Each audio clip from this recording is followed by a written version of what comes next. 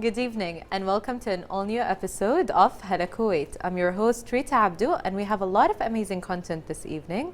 But in the beginning, good evening Mohammed, and how are you doing? Good evening to you, Rita, and good evening to you, the viewers. This evening we prepared for you a very special content, including reports, segments and guests to talk about different topics, all from different fields. We have a lot to share with our viewers this evening, Rita, on their favorite show on KTV2 Hala Kuwait.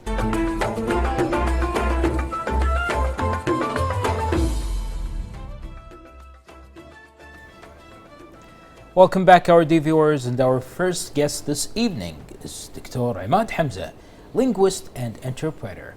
Dr. Emad, good evening. It's really a pleasure to have you tonight with us on Hala Kuwait. Good evening to you and to our dear audience. It's a pleasure to be here again. I work actually to Kuwait TV for several occasions before, and I'm glad to be here to share my highlights from my career about translation, which I call the invisible profession. So now you led us to the topic of the invisible profession, as you mentioned, Doctor, and we're really wondering about what exactly inspired you to become a professional interpreter. Well, since my early childhood, I grew up in a house that reads.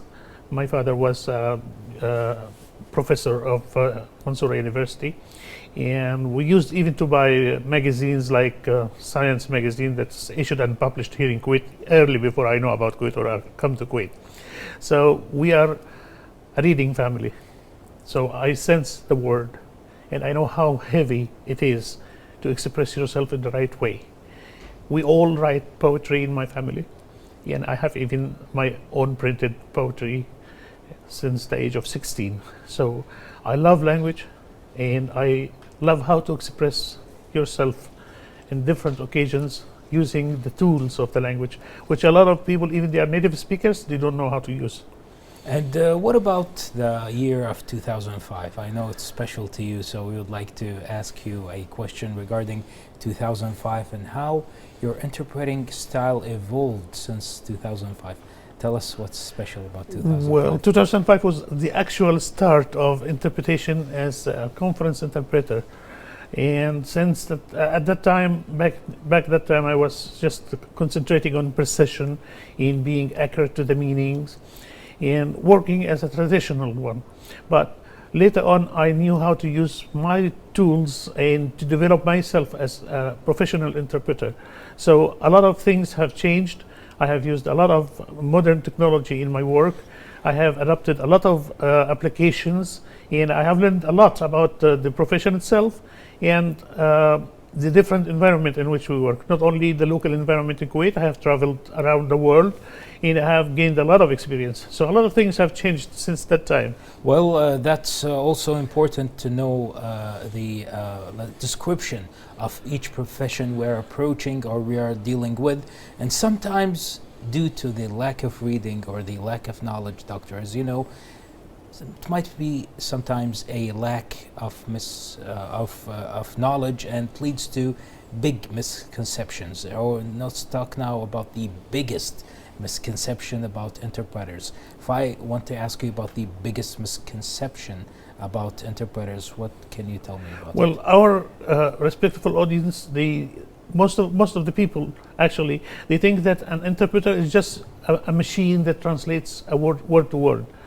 And that is very wrong conception of the profession itself. We do it in 3 conceptual steps. Step number 1 is that you get the message, which you hear what the speaker is saying. Step number 2, you process the information inside your mind. And step number 3, you rephrase that in a different language, a different culture, different notion, a lot with keeping the meaning and the tone of the speaker at the same time.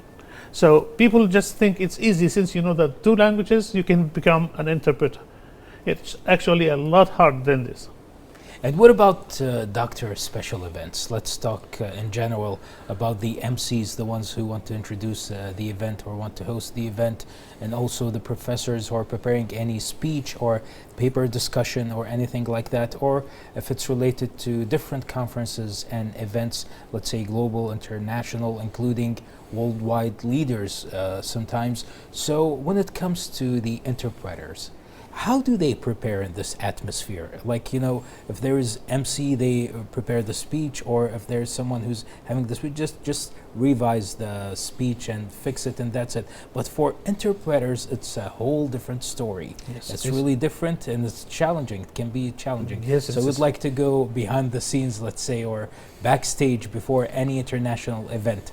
How do you prepare for high-profile international events? High-profile events, but in particular, are well organized. They provide you with the material early ahead, and you have your chance to go through the speeches, you go through the material they will discuss, and to make your own research about their backgrounds.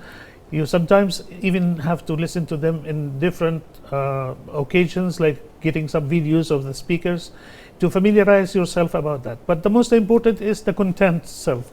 You have to make your own glossary of the content you are going to talk about, because there's no chance for you to use dictionaries, for example.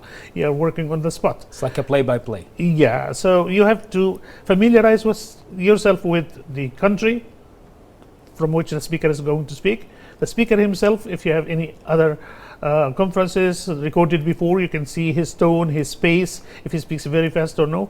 Even the accents of different guests, like for example, there's Indian English, there is Japanese English. So you have to familiarize yourself with all this before you go into the conference. And most important is to work cooperatively with your colleague in the booth so that you can support each other. And we were talking, Doctor, about interpretation, and a lot of the viewers watching us this evening, they might have the same major or the same field. They don't, sometimes like they don't want only to know about the main topic about being interpreter. Sometimes they would like to know about the guest himself. Dr. Emad, we'd like to know more about you and what personal qualities helped you be successful in this field. About you? Well, I hate to talk about myself, but it's in general. My advice to anybody who wants to become elite and to become professional is, number one, to be a hard worker. There's nothing achieved without hard work. And by hard work, I mean you have to do your own research. Sometimes they don't provide you with any material, for example. Don't just go and say, I will work spontaneously as it comes. This never works. You have to do your own research. You have to be a hard worker. You have to do your homework at home before you go into the conference. So number one is to be a hard worker. Number two is precision. You have to try your best to be precise. And in order to be precise, it means you have to have blood and tears before you get the fruits. And sweat also. Blood, sweat, and tears, as they say. So now you're leading us, Doctor, to ask you about emotions. How do you feel when, as they say sometimes in English exams, how do you feel in the following situation, or what do you do in the following situations? We all know some sessions can be stressful, emotionally stressful to us.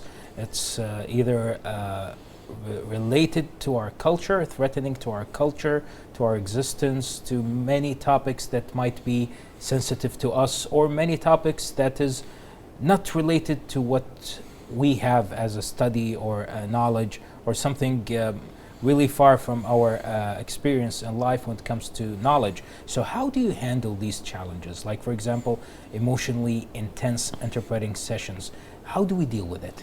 Well, if by emotionally intense you mean that the content itself is different from what we believe, for example, like for example some political content and dealing with a country which is an enemy for your nation, for example.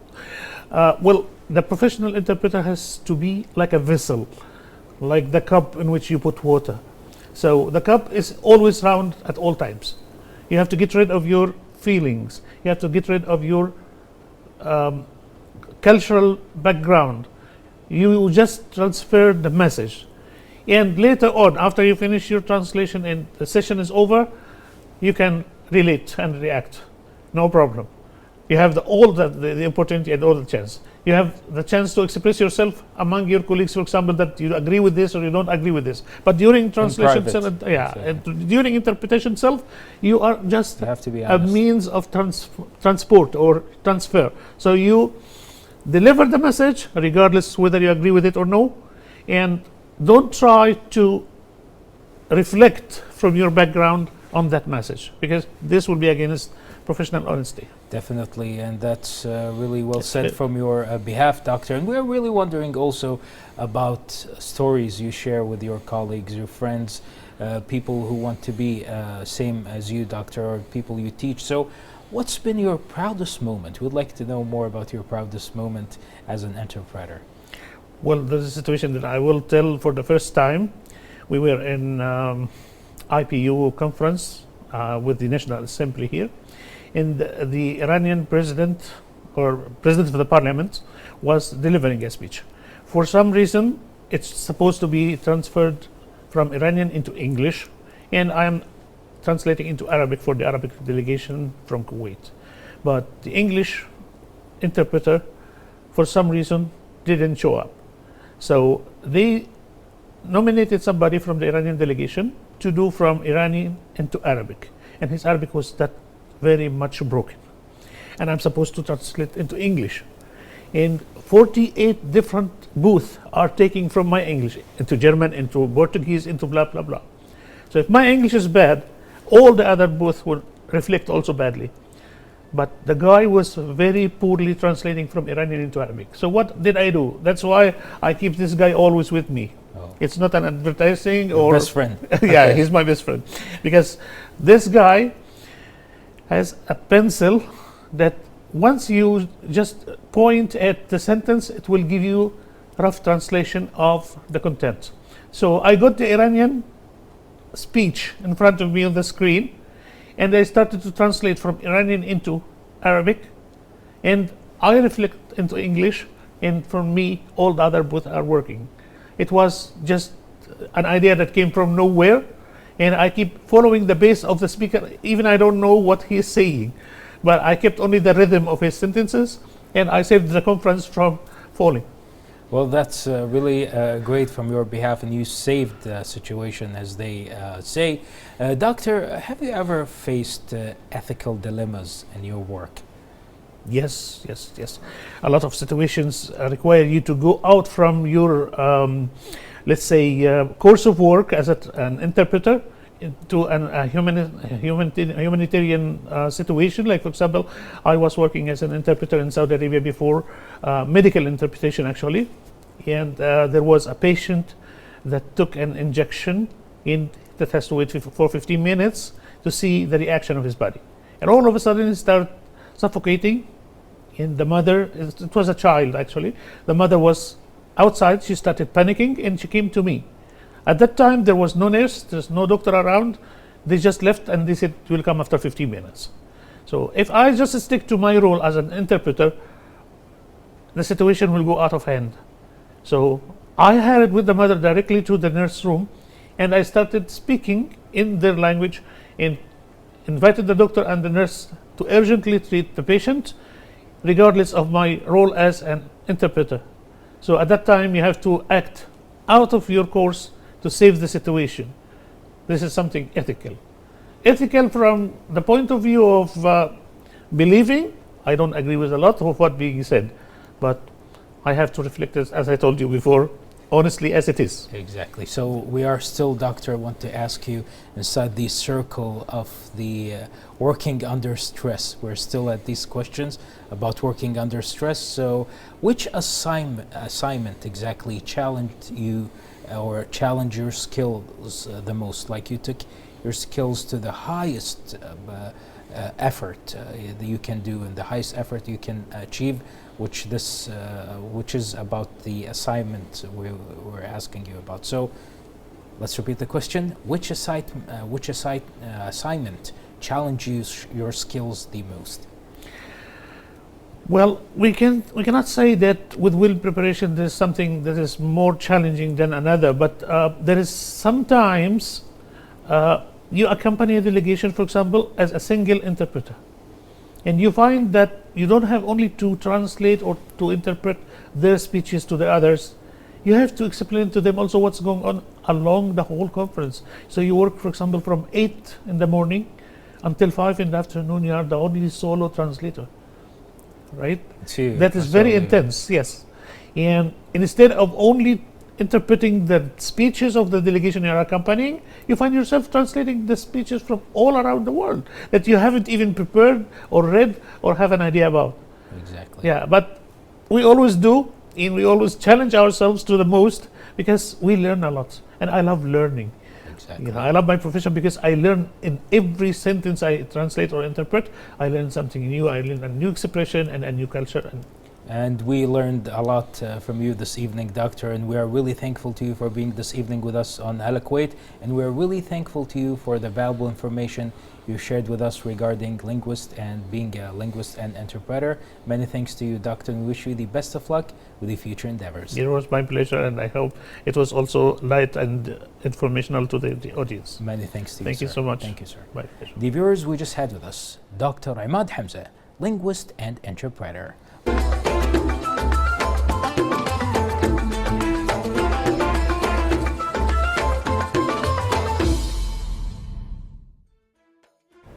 And with that, our dear viewers, we have reached the end of tonight's episode. I really hope you liked our content this evening. And it's always my pleasure co-hosting with you, Rita. Mine always, Muhammad, of course. And dear viewers, thank you so much for watching. And I hope you enjoyed all of our segments. Of course, we'll be back tomorrow with an all-new episode of Hala Kuwait. Till then, have a great evening and good night. Have a lovely night.